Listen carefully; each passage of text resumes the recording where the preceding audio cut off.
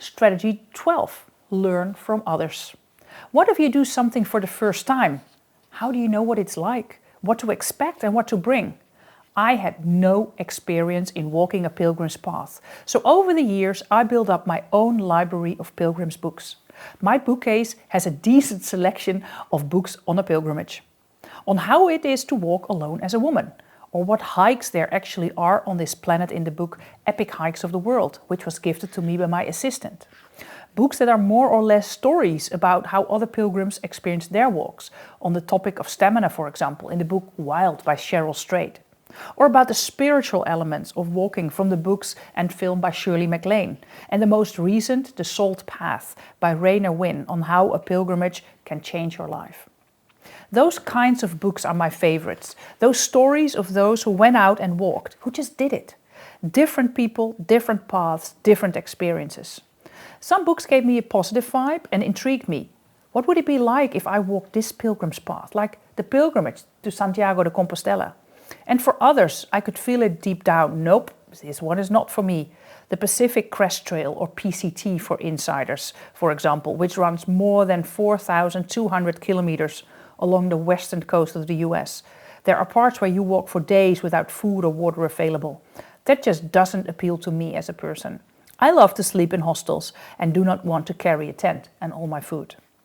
I love getting inspiration from others, learning from their stories, their experiences, whether it is shared in books, blogs, columns, podcasts, or in movies. How would you know how many shirts to bring when going on a pilgrimage? Just 1, 2, 3? The checklist in the book on the Via Francigena and my friend Mr. Google were both really handy when it came to preparing for my first walk. Because what would I need to bring? I found a lot of checklists when browsing the internet and tweaked them a little bit to what I liked.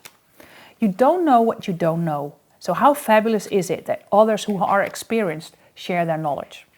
The same goes for leadership and, more importantly, so for customer experience leadership. How to transform your company into a customer-centric company?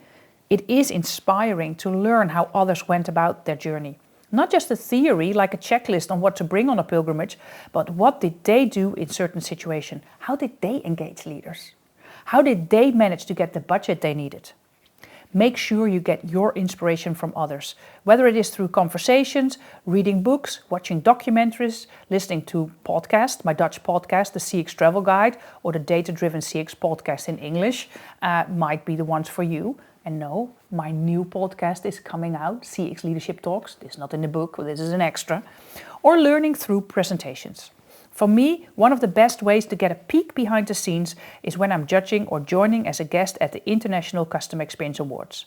I remember when I took part for the first year, a little bewildered by the business model, but so inspired by all contestants who shared their CX journey as a team and as leaders. Those honest stories, the milestones, the real truth, we got to see the how of customer experience management in real life. Those are the type of stories that you cannot find in theory books. They are told by those people who experienced this.